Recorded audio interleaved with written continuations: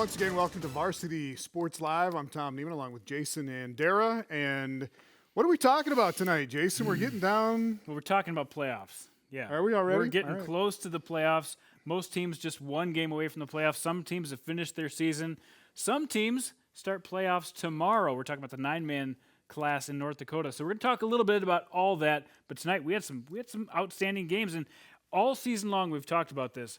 Which teams are getting better and advancing toward the playoffs with momentum, and which ones are plateauing. And we found tonight there's some teams that are getting better. You point those out as we go along yeah, here. we will. All right, Washington, are they plateauing or are they getting better? They are getting better. 35 first-half points for Washington. Not really tested by Stevens, but they look like a team ready to play the number 2 Sioux Falls Roosevelt Rough Riders next week. All right, Washington is 7-1. Roosevelt in the fourth quarter in Rapid City leading 61-19.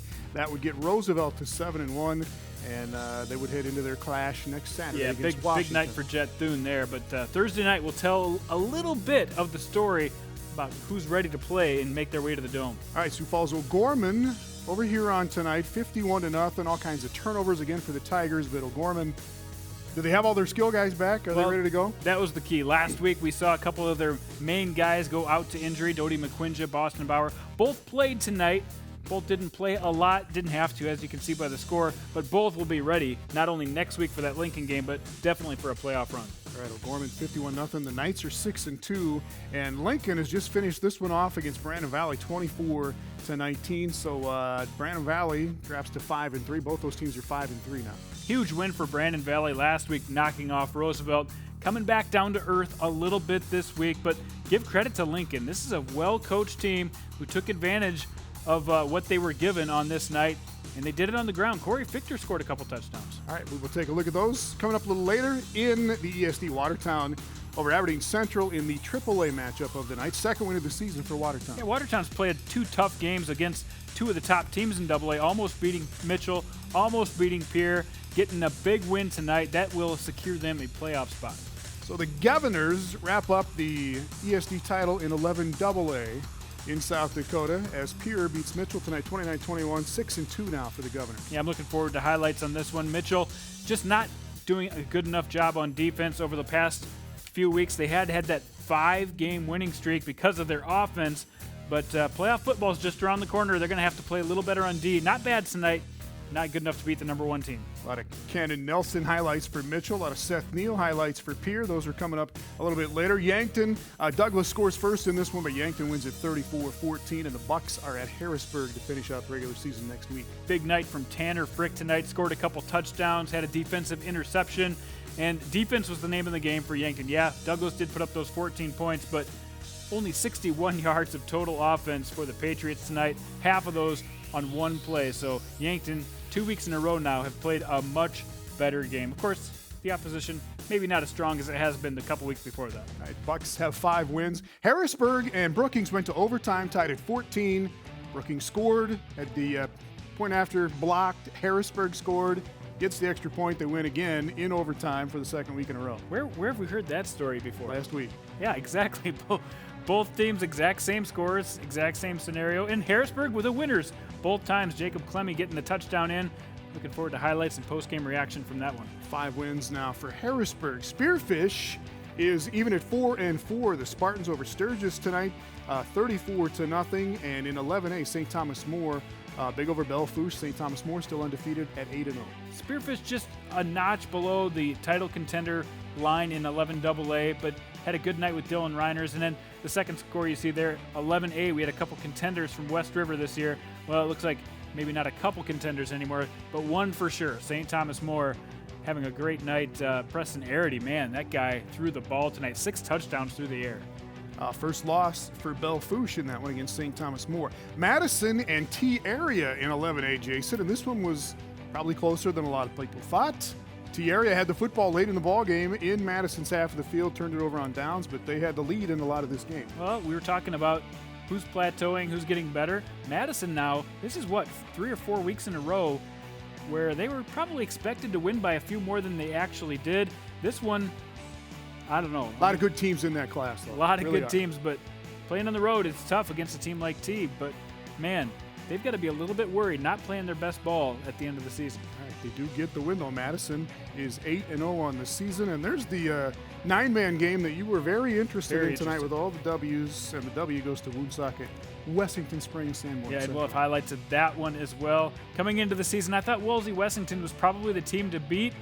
Some people tried to tell me otherwise, and I'm starting to believe in the Blackhawks. That's a team that looks stout on both sides of the ball. All right, Warbirds go down in that one. Some highlights coming up a little bit later. In North Dakota tonight, big battle in Bismarck, and Century is now 4-2. Both these teams are 6-2 overall now, and 4-2 in their conference out in the West. And it's going to be a big jumble coming into next week on Wednesday. But Century has won, 3 in a row now, and a big night for Dalton Feeney. Yeah, 3 big nights in a row for Dalton Feeney. And again, tonight, over 400 yards for the young fella, giving Century their first win over their rival Bismarck since 2010. And this is the first time since 2002 that Bismarck has lost 2 regular season games. And in danger, have to win next week now, in danger of missing the playoffs. There is parity in 3A in North Dakota, other than West Fargo. West Fargo, the Packers have sewed up the number 1 seed in the East. They win again tonight against Devil's Lake. Well, they'll have a big game next week against Fargo South. Won't mean much for playoff seeding, but that's a big game. That's to see where they rank. How much better are they than the rest of the EDC? They are 6-0 in that EDC. West Fargo's won 6 in a row now after that win tonight. On Thursday night, it was Minot over Williston, 48-6, and Dickinson tonight over Bismarck Legacy, 48-26. So both those teams are 7-1 now. Dickinson and Minot, they play each other next Wednesday for the number 1 seed in the West. And that will be important. Getting that number 1 seed out West will help them play, obviously, the number 4 seed out East, and that's going to help for positioning as they try to make their way back to the Dakota Bowl for Minot and Dickinson. You know, that would be huge for them to not only sustain that loss to Century a couple weeks ago, but still finding their way back to winning the WDA.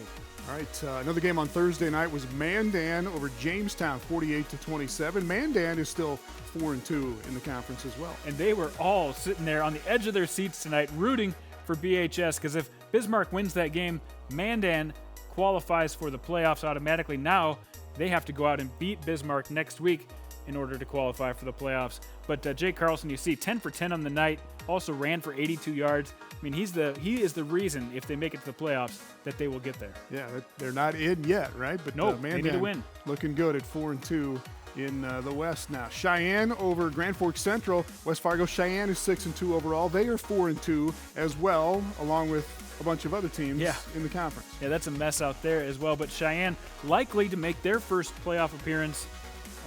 If they can secure another win next week, they'll get it for sure. But even if they don't, they still might make the playoffs. Right, they are 4-2 in the conference, along with these next 2 teams. Davies and South are both now 4-2, and Davies romps on South tonight, 35-8. Yeah, and that one, well, according to Brian Shawn, who was at the game, said it was a little closer than that. A couple of swings late in the game made that score look worse than it was, but South is going to have to bounce back from a tough loss that they had tonight. All right, Grand Forks Red River is still in the hunt. They are 3-3 in the conference, and they beat Fargo North tonight, 35-14. Those 2 teams were tied in the EDC coming into this one. Grand Forks Red River put a really good second half together offensively, and their defense starting to come alive. Red River is an outside chance, but they could make the playoffs if everything swings their direction. All right, I'll look at that a little later as well. In 2A in North Dakota, Valley City over Beulah tonight. Is that an upset?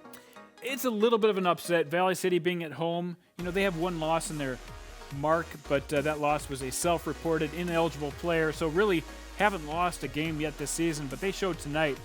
I mean, they outplayed them with their physicality, and we're going to hear from Jay Ellison, who was at the game, talking about what Valley City did to the number 1 Beulah Miners. Nate Rodriguez with a couple of touchdowns for Valley City in that one, and Fargo Shanley is 7-1 on the season now. They took care of Central Cass tonight. Yeah, Double A is going to be another really fun class to watch. You got the 2 teams on the top there. You got Shanley. St. Mary's is right in the mix. In fact, St. Mary's is a big game next week with Valley City. That will go a long ways to finding out who is going to be the team to beat in that class. All right, still plenty of mystery. A lot of stuff in North Dakota in the big school classes. Let's go back to the highlights, Jason, and start back in South Dakota. This is Rapid City Stevens at Sioux Falls, Washington, and the Warriors had the running game going early. Chaden Fitzsimmons with the first touchdown. Yeah, big start for the Warriors.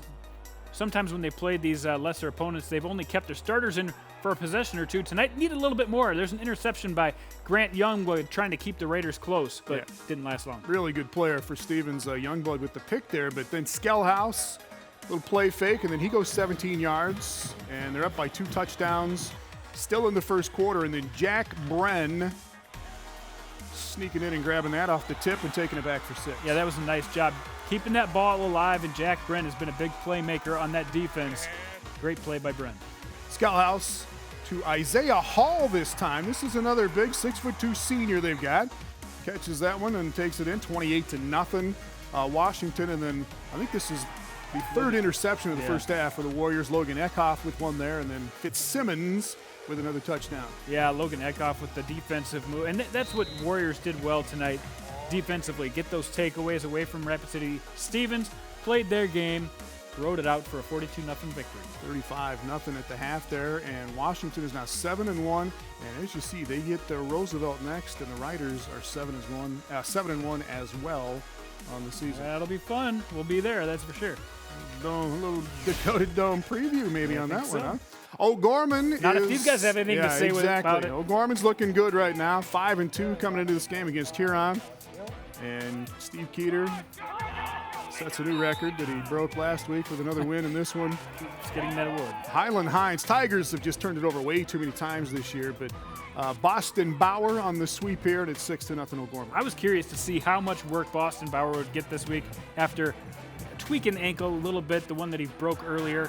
He didn't really injure it, but they're going to take care of him, but he looked really good tonight. Pressure on Hines here, and then Nick Walker. Marshall Takes that one back, 27 yards, and it's 13-0, just 5 minutes into the game, couple minutes into the game. Defensive opportunistic. That's what they do against a team like Huron. You got to put them away early. Luke Fritsch to Antonio Casiello. Making a move, goes 71 yards. Yeah, with some of these Knights that have been banged up, they're going to turn to a guy like Casiello to make big plays. Not only in the running game, he can run it a little bit, but he starts at wide receiver, catches this one, and see what he can do with it. And in the return game, this guy's electric. Yeah, had plenty of scores tonight. It's 20-0 O'Gorman, and then in the second quarter, Casiello on the reverse. He had an interception in the first half as well. It's 37-0 O'Gorman, and then apparently this is a nice return by Boston Bauer. Well, we'll have to check it out. But like we said, this is the guy that broke an ankle. He looked pretty good on that one. He's strong. Broke some tackles. This is the one component that the Knights haven't had in the first half of the season that they have now. They've got an electric player in Boston Bauer that can break big plays from anywhere on the field. They were up 44-0 at halftime. Casiello with 3 touchdowns, and all those Huron turnovers lead to a 51-0 win for O'Gorman. And the Knights are now 6-2. They've got Lincoln to finish up the season, regular season. They're in a good position. I'm not sure how the PowerPoints will shake out if they have a chance to get that number 2 spot, but either way, you don't want to face them in the playoffs. 2 or 3, yeah, you're not going to want to face them, exactly. All right, O'Gorman rolling on. Mitchell and Pierre tonight, Jandy, out in the capital city. Both teams 5-2 coming into this ball game, and Pierre getting the ground game going right away with Seth Neal. Yeah, we talk about Brevin Kaiser a lot when we talk about Pierre, but Seth Neal, he's really done a nice job moving the ball, and give credit up front. He wasn't even touched on that play. Mitchell comes right back. Cannon Nelson did it on the ground tonight. He had 3 rushing touchdowns. This one puts the Colonels up 7-6, and then Pierre comes right back. This game would come down to miscues. You cannot make mistakes in a big game like this. Mitchell needed every offensive possession they could get and lost huge field position on that one, and Pierre made him pay. All right, Kaiser to Schreiner there to set up a field goal. It's 15-7. Pierre in the lead at halftime in this one. And that was Seth Neal, another late touchdown. Yeah, that was a 99-yard drive that was capped off that time by Isaiah Watson. Yeah, they held Mitchell at the goal line, and then Pierre on that 99-yard drive on the Watson touchdown. Nelson came back with a score, made it 22-15. Colonel stayed right in it, stayed close, and then Neal sealed it off a little later on with another touchdown run to put them up 29-15. Sometimes these running plays, you do have to give credit up front to the offensive line. That one, Seth Neal gets a lot of credit. He grinded that out himself. There's Nelson's third touchdown on the ground of the night, made it 29-21, but Colonel's just run out of time in this one. Try the onside kick. A little bouncy, but the Govs get on it there. And Pierre hangs on to beat the Colonels tonight. 29-21 is the final. And again, the ESD championship at the 11AA level goes to the Governors. Yeah, and the Govs have been that top team all year, but the Colonels have not. What would we have said 2 weeks ago if we were talking about Mitchell and Pierre playing for number 1 versus number 2? It would have been a little far-fetched, but Mitchell's really made a good year out of this season. Colonels had won 5 in a row going into this game. Yep. And Pierre now is 6-2 on this season, and they'll finish up the regular season at Sturgis. Yeah, and break that little mini two-game losing streak. All right, in 11AA as well, out in Harrisburg at that beautiful field they've got out there, taking on Brookings. And Gerald Maxwell, Jandy, 53 yards, boom, 7-0 Bobcats. Job number 1 for the Tigers. They got a physical front, defensive front, but you got to stop the toughest running back in the class, Gerald Maxwell. He just gets to the outside, and if you get past that front 4 of Harrisburg, you got a chance to score. Bobcats doing it early. Maxwell a little shorter this time. 6 yards. Maxwell in 14-0 Brookings at halftime. They had all the momentum in this first half, but you're playing in Harrisburg. Kane Kittleson keeps his team alive, drives them down the field. We find a way to keep this one close. It's a big touchdown here. Jacob Clemmy with the touchdown. It's 14-7. And then they drive it right back down the field, and Kane Kittleson will sneak that in, tie it up at 14. Man, Brookings has been in a lot of close games this year, haven't they? And this one, they could feel slipping away from them just a little bit on the road against a power-running team, what the Tigers did in that second half. All right, Harrisburg was driving late in regulation as well, and Mitch McKibben came up with an interception for Brookings, sends it to overtime. Devin Coughlin will get in and score here, but Harrisburg will block the extra point. And it's 20-14. Bobcats with a chance to win it. Just like last week, we're not able to convert on that extra point. Great push up the middle. And the Tigers give themselves a chance to score and hit that extra point. Let's see if they can do it. They had come back from 14-0 down. And they go to Clemmy again for the touchdown. He is in. Jackson White is the kicker for Harrisburg. Makes the point after. Yeah, he does. Right. Gave it away, but here it is. Jackson White knocking it in for another overtime win for Harrisburg. You can breathe, Harrisburg. And they've been involved in a lot of close games this year as well. Both these teams have. What a class this is going to be during the playoffs. You got Brookings, Harrisburg, Pierre, Mitchell as those main teams. Yankton is right in the mix now that they're back on the winning track. It's going to be a tough ride into that Final Four, and who knows what's going to happen in this one. That is the third straight loss now for the Bobcats, and they take a tough one in overtime. But again, Clemmy with a touchdown in that second half, and then the touchdown in overtime, and Jackson White with the point after to win it for Harrisburg. Big win for the Tigers. Tigers are 5-3 on the season. All right, Jandy, let's go to Belle Fourche and St. Thomas More out in Rapid City. Both these teams 7-0 in 11A coming into this game.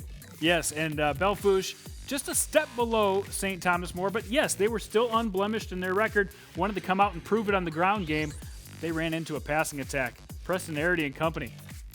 Arity there to P.J. Friedel, just gets into the end zone there. First score of the night for St. Thomas More. Those uniforms are fresh, by the way, aren't they? Yeah. The pink accents. That's great.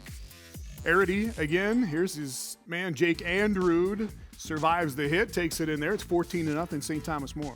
Yeah, 14-0. Belle Fourche would come back and keep it close in this first half before things, I'll give you a little hint, things are going to get a little out of hand later. But Bryson Westland gained over 100 yards in this first half for Belle Fourche. He was the guy that was tough to stop. That's the big question. Can St. Thomas More play physical enough to stop big guys like Bryson Westland? Bronx come back there, get a touchdown, cut the lead in half, but St. Thomas More, next possession, the Bronx Ryan Nelson picks that off, returns it to the St. Thomas More 40, but they could not get any points out of this drive, but they kept it close against St. Thomas More here early on. Yeah, that first half, like I said, they looked like they belonged on the same field. Second half, a little different story. All right, here's Arity again. How many touchdown passes in this game? 6 touchdowns for the junior quarterback, Preston Arity. And as you can see, he had time to throw the ball, and when he has time, he can put it right on the spot. Alex Keegan takes that one for another St. Thomas More touchdown. It's 21-7. The Cavs in the lead.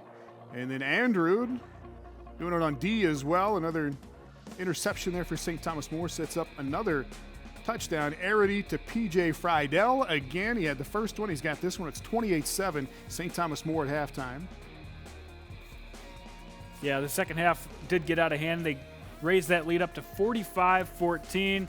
As we said, Arity went for 6 touchdowns. After that first half, Cavaliers really honed in and started to stop that run-dominant offense that Belle-Fourche features, and that's when the tide started to turn, that along with the turnovers. All right, St. Thomas More is 8-0. First loss of the year now for Belle-Fourche at 7-1. And again, this class 11A in South Dakota with Madison and West Central and Sioux Falls Christian and T area was very good right tonight. In there. Lennox, and St. Thomas More teams out west, going to be a very good playoff chase in 11A in South Dakota. Let's have a little 9-man action, Jandy. This is what I like. Wolsey Wessington at Woonsocket, Wessington Springs, Sanborn Central. Both teams unbeaten coming into this game. And that is a block punt by Whitty. And it turns into a Landon Oshner touchdown run, I believe. Yes, Landon Oshner's been the fuel that has really powered this Blackhawk offense all season long and did it again tonight. Wolsey West still has David Ogunjemalusi. Long run there for him. They've got some guys who can get it done on the ground, including Hunter Johnson. Well, Hunter Johnson's on pace for his 2,000 yards again this season. Over 1,600 yards coming into the game. He and Ogunjemalusi have been a great tandem on the ground. Oshner, though, sliding down at about the 1-yard line, and then Brunson will take it in here from 3 yards out. You know, I have to be honest. I thought this game would be a lot higher scoring. Last year, they went 42-40, I believe, in overtime. This year, it was a lot tougher to score for both of these teams. This is Brady Teedy, I believe. And then a quarterback sneak coming up for Tucker Kingsbury for Woonsocket, Wessington Springs, Sanborn Central. They did not throw the ball a lot. Tucker Kingsbury has been a solid quarterback for them, but tonight he was all on the ground. And then Josh Feiner with an interception there, and they wrap it up here, and the final is 20-6. Jandy, the Blackhawks are still undefeated. First loss of the season for the Warbirds. Well, you saw that interception at the end of the game. The Warbirds have only thrown the ball 35 times coming into this game. When they have to play catch-up, it's hard to really change your entire game and come back into this game. So once they got down, it was going to be really tough for the Warbirds to catch up with those Blackhawks. And they could still end up seeing each other one more time, couldn't they? Oh, Did it last year? They played late in the regular season last year, played each other in the playoffs as well. They most certainly will. I mean, they're both from the same region. Yeah. This was pretty much for that #1 seed in their region. It looks like Woonsocket, Wessington Springs, Sanborn Central will sew that up, but almost for certain, these two teams are on a crash course collision for another playoff meeting. All right, Woonsocket, Wessington Springs, Sanborn Central wins it tonight over Wolsey Wessington. Some good football there west of Huron right now in the 9-man ranks. We've still got Brandon Valley and Lincoln, that late game at Howard Wood Field. Highlights of that one coming up a little bit later. We'll go to North Dakota next, and Bismarck Century, one of the big wins of the night in North Dakota.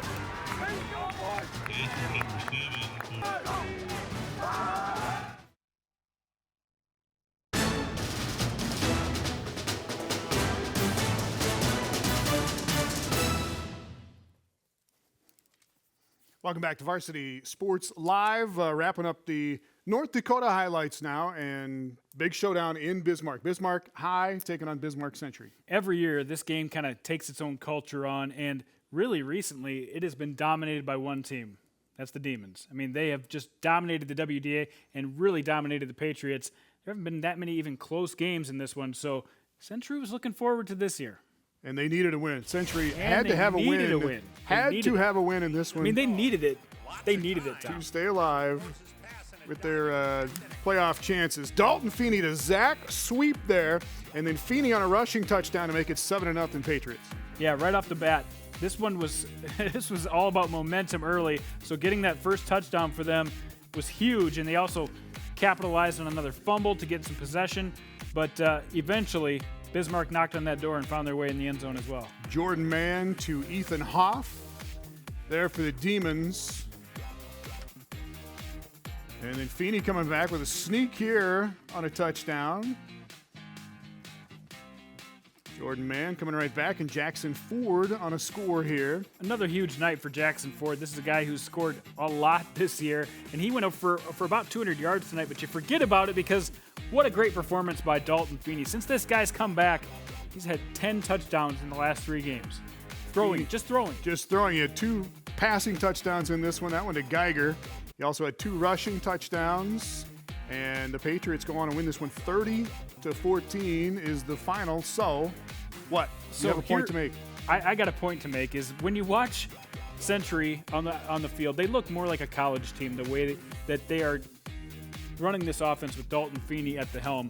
I mean, look at that. 35 attempts in the passing game and completing a high percentage of those attempts for 418 yards. You just don't see that in high school very much. This guy is getting a rocket arm, and they have all the confidence in the world. Patriots, like we said, needed that win to really stay alive in the playoff chase. Well, now they're not only staying alive, they could earn a number 2 spot from the West. Yeah, both teams go right. They could. Both teams have 1 game left on Wednesday. Both of these teams, Bismarck and Century, are 6-2 overall. They're both 4-2 in the West in the WDA, so it's still a lot to shake out. Just quickly, Mandan also has 2 losses, and they play Bismarck, so that's essentially an elimination game next Wednesday night. All right. Bismarck Legacy taking on Dickinson. Again, Legacy, first full competition season this year for Legacy, and Tyrell Harris has been nasty on the ground for Dickinson all year. His first touchdown of the night right there. Yeah, Tyrell Harris coming from Texas to play with Dickinson this year, and boy, has he really changed the look of this team. At any point in the field, you could see Tyrell Harris finding his way to the end zone. So he goes left on that one, 14-0, and then Sean Steffen to Mike McChesney right down the middle.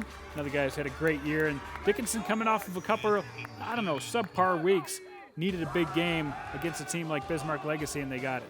So they get down 3 scores, but Legacy will come back and get on the board here. Alex Brosso splitting them and flying. He beats McChesney, beats everybody else. That's speed right there. That is good speed to find a hole like that and beat 2 guys on the defense. And Harris, almost a replay, coming back for his 3rd touchdown of the night. Can't stop him. Tyrell Harris is one of those guys, one of the difference makers in the WDA this year. Gives him a chance every week. 28-6 Dickinson, and then McChesney fighting off there, pulling that in. 35-6 Dickinson in the lead at the half, Jandy, and they win it. 48-26 is the final. So Dickinson is 7-1 overall. They are 5-1 in the West. Yeah, this one really was pretty much in control all night for Dickinson, and now they head to Minot next week for a huge game. Winner takes the conference. They will, number 1 seed in the West at stake Wednesday night. Dickinson at Minot, and Legacy will finish up at home against Jamestown. We did have a chance to talk to Tyrell Harris after the game about what this win meant. It was important to get our assignments right. I know we made a lot of mistakes during Century, and then that made a difference in the defense on Century game. But during the Williston and Legacy game, we stepped it up, got our assignments right, and was able to make a hole for me. Yep, they created a hole for him, and you don't need to make much of a hole for Tyrell Harris to take it to the house. All right, Dickinson, 7-1 at Minot, 7-1. Next Wednesday they'll play. They shake it up next week in North Dakota. They are both in. Now they're just playing for a championship. There's 3 other teams in that mix for those last 2 spots. It's going to be outstanding next Wednesday to find out how that shakes out. All right, let's go back to the east side of North Dakota. Fargo South at home tonight, taking on Fargo Davies on a gorgeous night with the moon out. And Davies on the board first, Jandy. Tanner Boyanowski was involved tonight, 23 yards, touchdown. This is one of those guys who have really stepped his game up throughout the year. And right now, Tanner Boyanowski, I don't know if there's a better quarterback in the East right now than the way he's been playing over the last few weeks. Davies up 7-0, and then Boyanowski. This was on a 3rd and 20, and he hooks it up with J.D. Arguleas, 14-0. Davies in the lead. We know they can run the ball. That's something Davies does very well. But when they start making strikes like that, you wonder how you're going to stop them. All right, South comes back though right before the half. Touchdown here, 14-8. Davies in the lead at halftime. Now, this was very close through that first half and even deep into the second half. I mean, a few key plays could have went either way, and it started looking like South was going to have a chance to come back with a big defensive stop right here. Cale Dunwoody with the strip and the fumble there for South, but then they get to the goal line, and Siaway is stopped here by the Eagles on 4th and goal. Momentum changer. That's the improvement that this Davies defense has made throughout the season that has made the difference of why they were able to take control of this game. So they started at the 1-yard line, and they drive it 99 yards. Boyanovsky finishes off the last 67 with a touchdown there. Yeah, this guy is a good quarterback, good leader. You feel like you can win the game when he's at the helm. 21-8, Fargo Davies, and then they poured on with Ty Jokum, 35 yards here to make it 28-8. I keep going back to that momentum changer, that goal line stop that they made. That changed the momentum, the entire complexion of this game. Yeah, would have, should have, could have tied it up for South, but instead Jokum scores another touchdown after that. 35-8 is the final. So Davies now is 4-2 in the East. So is South. Still plenty up for grabs there as they go into their final games.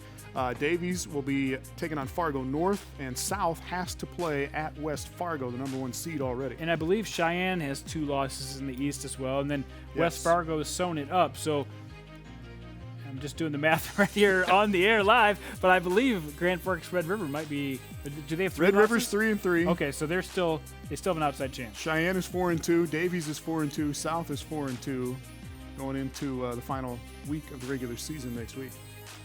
Figure that out. We'll figure it out. Well, later. coming into the game, North and Grand Forks Red River both coming in with that outside chance, needed a win, and they would square off at North High School. Well, here you go. Red River taking on North. Defensive battle early on the opening drive here, 3rd down, and Mitch Soderberg with the sack for Red River. We had talked about this Red River team and how they really needed a boost on defense. Well, they started looking like they were playing good D in this game. Little D from North as well. Bobby Gunderson strip and a sack there.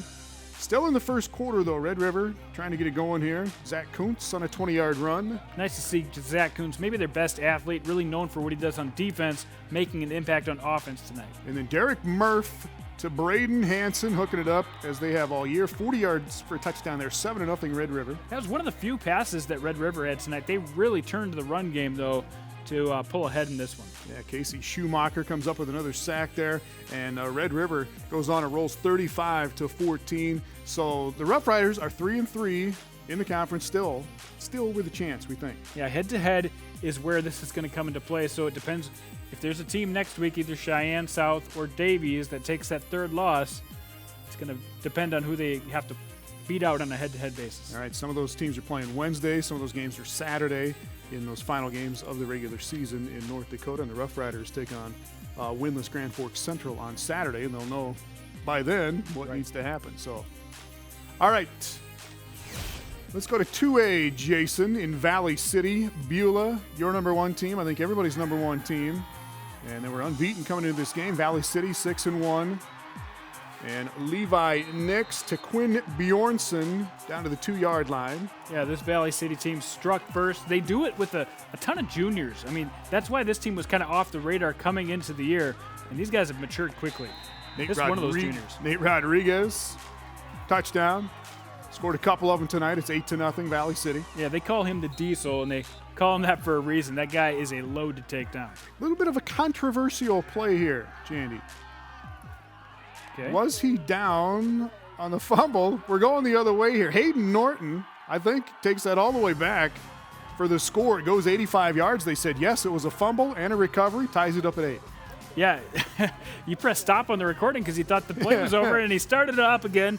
And, it goes for Beulah on this play. But that just goes to show you, Valley City really dominated the first part of this game, but the score still said 8-8 after this one. Yeah, after the mental replay was completed in the officials' heads, they said, yeah, that's a touchdown. It goes 85 yards. There it is. Wait, holding. Huh? Well, it was 8-8.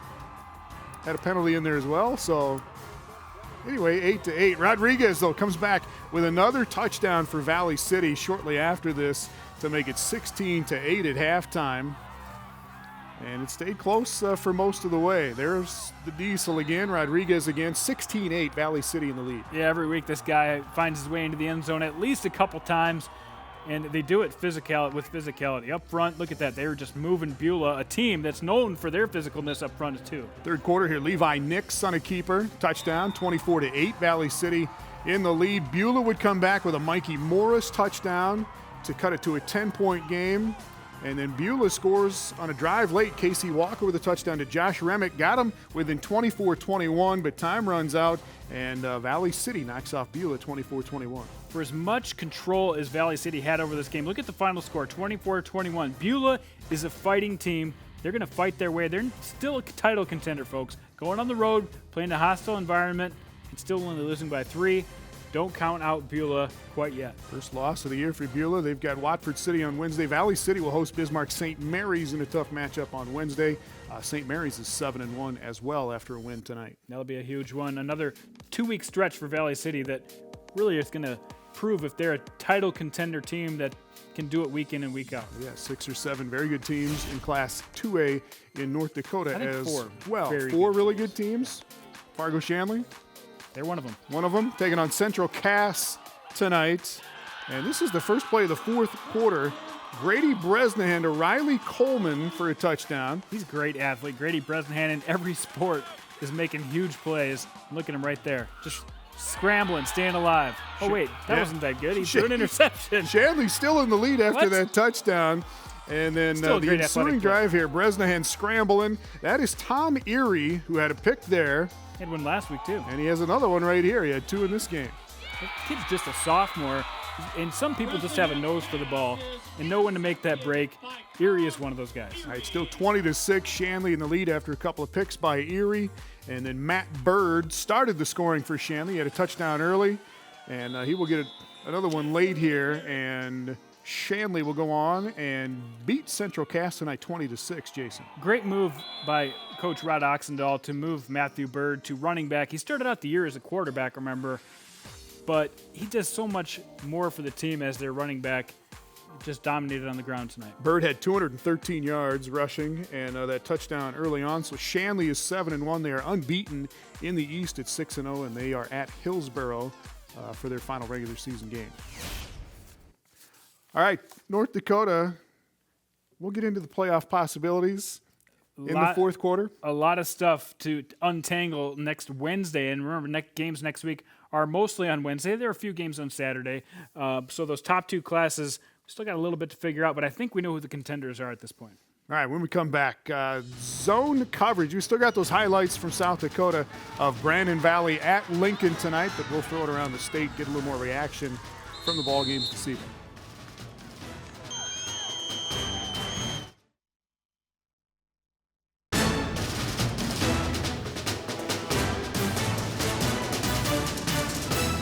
Welcome back to Varsity Sports Live. Before we get to zone coverage, Jandy, let's go to Brandon Valley and Sioux Falls Lincoln, the late game at Howard Wood Field in Sioux Falls tonight.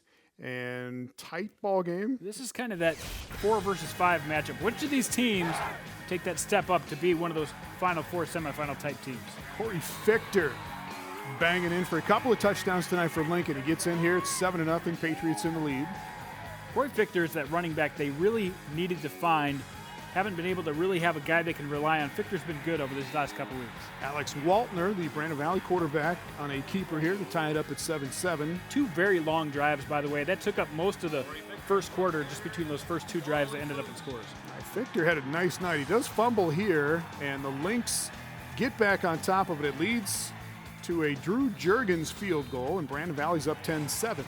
This really turned out to be a game of field position. You got 2 high-powered offenses, but it came down to field position. Kind of early playoff field in this one. Lee Ransom catches the ball on both sides, usually for touchdowns. He's got an interception here, takes that back, and then he would come up with a long 52-yard catch after that, gets Lincoln in field goal possession, 10-10 at halftime.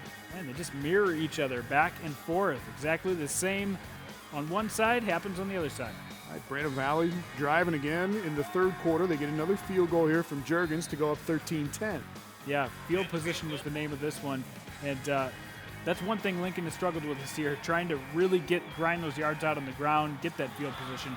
But they did on this drive, getting deep into their territory before converting on the touchdown. Coldenberg to Tyler Schlumbaum there. Lincoln goes up 17-13, and then Fichter from 13 yards out, bulling his way in. 24-13, Lincoln in the lead. That junior, he's been more of a pass-catching fullback, blocking type running back, but these last couple weeks, like I said, he's been bowling people over. Brandon Valley gets another late score here with Waltner to chase Grody to make it 24-19, and that is the way it ends. So Brandon Valley so good last week defensively against Roosevelt. Lincoln gets to him a little bit tonight with some touchdowns. One thing you do get out of Sioux Falls Lincoln is great adjustment with their coaching staff, and they made some adjustments tonight to find a way to use Corey Fichter down the middle to really grind out this victory. Let's do a little zone coverage, Jandy. Throw it around. Let's start in Pierre with Mitchell was at Pierre tonight. Pierre wins this one 29-21. Pierre over Mitchell. Yeah, Pierre coming off 2 consecutive losses, now facing the number 2 team in the state. How would they react? Well, they stepped up with a good game, and we had a chance to talk to Jason Poppinga right after this one. You know, our defense, when we had to hold, we did. You know, we made some plays there. You know, obviously the game got a little bit closer than what it should have been at the end, but, you know, a win's a win, and our kids are learning to win football games. Yeah, they controlled most of this game. It was tight early. Cannon Nelson, of course, was target number 1 to be able to stop him. Couldn't quite stop him, but they got everybody around him stopped, and was good enough for a victory for Pierre. Back on track to that number 1 slot in AA. 2 touchdowns for Seth Neal in that game for the Governors tonight.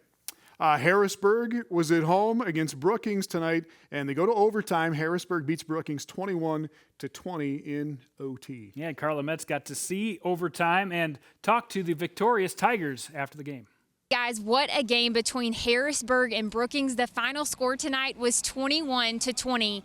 Brookings led in the first half 14-0, but Harrisburg came back fighting and tied it up 14-14. They went into overtime, and it all came down to a block kick. And here's what Coach White had to say about the overtime win. You know, we go into halftime and we missed a lot of opportunities.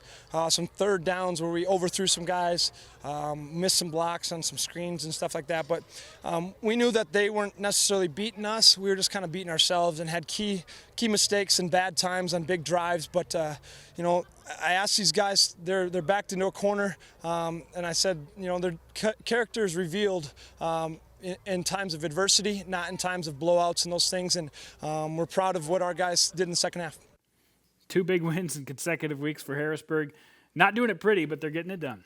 All right, let's go to the 9AA matchup of the night in South Dakota. It was Woolsey-Wessington taking on Woonsocket, Wessington Springs, Sanborn Central. This one meant a lot to both schools. I don't care. They know they're both going to the playoffs and probably meeting again, but they wanted this one, and the Blackhawks got it done. Coach Kalusek had this to say after the game. Oh, it was hard fought, you know, and we figured it was going to be hard fought. 2 good teams, 2 teams that are big and physical. Both have good lines. You know, it was one of the most hard fought victories we've probably ever had. So we just had to fight it out to the end, and we were able to make some big plays and just get it done and just fight through everything. And, you know, I think it came down to who made the fewest mistakes. And we made some mistakes, but I think we made just a couple fewer than. Yep, that's it. Don't make the mistakes. Get it done. A lot lower scoring the game than we expected, Tom. 20-6. Blackhawks win it. They are 7-0. First loss of the season for Woolsey-Wessington. In Rapid City tonight, St. Thomas More at home, and they knock off Belle Fourche 45-14. Getting geared up for a battle of unbeatens, and St. Thomas More came to play in the second half. We had to ask Nate Brown of the South Dakota Sports Buzz, is St. Thomas More a state title contender? Well, I think St. Thomas More has pieces this year that can definitely get them in the upper echelon of 11A football. Absolutely, I think, deep into the playoffs. Will they be able to physically match up front and stop a ground-and-pound team? You saw a little bit of this tonight where they gave up some yardage to Belle Fourche, who liked running it, and the Cavaliers bent a little bit. They didn't break, but they did bend, and you just wonder, that's really the test, guys. I think they have enough speed. They have great quarterback play, great skill players, a lot of talent on the edge. the matchup's going to be up front deep into the playoffs with some of these East River teams, and that's going to be the question mark. That will be fun to see St. Thomas More take on Madison, possibly some of these teams from they're over here. looking like they're the number 1 seed right now in 11A. So who are they going to match up with at that 4 spot or that 8 spot? And are they going to be a ground and pound team that can maybe slow them down a little bit? All right, in North Dakota, Jandy, Valley City knocks off Beulah 24-21. First loss of the season for Beulah. Yeah, Beulah had just gotten off a huge win earlier in the season, beating St. Mary's. Their second big game, couldn't quite get it done on the road. And Jay Elson was at the game, and he filed this report. Valley City really controlled the line of scrimmage, both offensively and defensively. They kind of overpowered Beulah, particularly for the first 3 quarters. We're running the football, moving it very effectively on the offensive side, and Beulah could not get much of anything going offensively through the first 3 quarters tonight. And that changed a little bit in the fourth as the Miners kind of came back. I think they wore down Valley City a little bit just because of the style of offense that they run, and that's kind of a natural thing. But overall, Valley City, when they needed to make plays down the stretch, they did. When they needed to get first downs, they used that big offensive line to move the pile. Nate Rodriguez had a good night, the running back for them, and he picked up a couple of big first downs late that helped salt it away.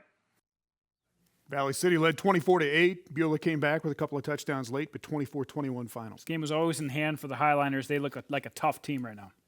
All right, Bismarck High, Bismarck Century. Brian Shawn was there as Century beats Bismarck High tonight 30-14. Yeah, we caught up with Dalton Feeney after the game.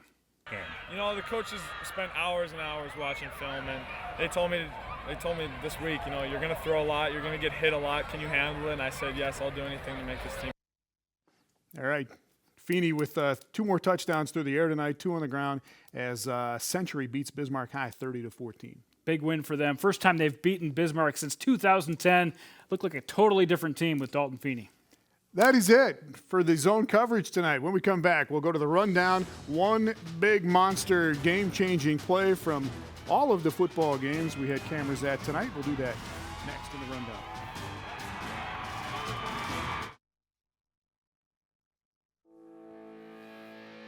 Let's get to the rundown. One big play from all the ball games tonight. 13 ball games. Washington wins their Skellhouse to Isaiah Hall. Boston Bauer with a punt return for a touchdown here for O'Gorman. Yeah, the big question is Boston Bauer healthy? Well, he looked like it on this play. You see the ankle wrap on the one side. He tested that ankle, found his way in for a 50-yard punt return. No problem with the Tigers tonight. 51-0 here, or O'Gorman over Huron. Brandon Valley and Lincoln. Lincoln wins it tonight. Corey Fichter with a big night. Huge night for Lincoln. They needed a quality win against a good team, and it was Corey Fichter who supplied 2 touchdowns tonight to get Lincoln back into the winning track. ESD showdown. Pierre beats Mitchell behind Seth Neal. Huge matchup tonight. Is Mitchell for real? Had 5 wins in a row coming into this one. Well, Pierre showed him the door on this one. Which was pretty good, but Pierre, you're right, gets him there. Harrisburg in overtime again. Clemmy with the touchdown, and the extra point wins it. 2 weeks in a row, they use an overtime extra point to win the game. Harrisburg, 2 wins in a row. Belfouche at St. Thomas More. Preston Arity, St. Thomas More QB, 6 touchdown passes tonight. Yeah, the kid's all right. He can spread it out. He's got a lot of different weapons to go to. This time, Alex Keegan takes it in for him. Too much passing from the Cavaliers tonight. And they are 8-0 on the season. Wolsey at Woonsocket is how we're abbreviating this one. That is how Tucker Kingsbury, veteran quarterback, didn't need many passes, but when he does pass, got his touchdown passes. Brady Teedy is big man there. That's right. In North Dakota, 2 touchdown passes for Dalton Feeney, 1 there to Adam Geiger, and the Patriots beat Bismarck. Over 400 yards through the air for Dalton Feeney. Huge day for the Patriots as they work their way to an almost secure playoff spot next week. Dickinson goes to 7-1. Sean Steffen to Mike McChesney there. 3 touchdown runs for Tyrell Harrison now. That one did sew up a playoff spot for the Midgets. Davies at South. Boyanovsky here to Jonathan J.D. Arguleus for a touchdown as Davies wins 35-8. They're also fighting their way into the playoffs. That win will go a long way. Red River at North. No touchdown there, but Zach Kuntz and Red River get the win as well over North tonight, 35-14. Good defensive performance for the Rough Riders. Valley City knocks off Beulah. Levi Nix to Quinn Bjornson for Valley City. Huge win for Valley City. Battle of 1 versus 2. Took down Beulah. We'll have more on Wednesday night. Watch for the playoffs tomorrow, 9-man North Dakota. It's going to be a busy day. Night, night.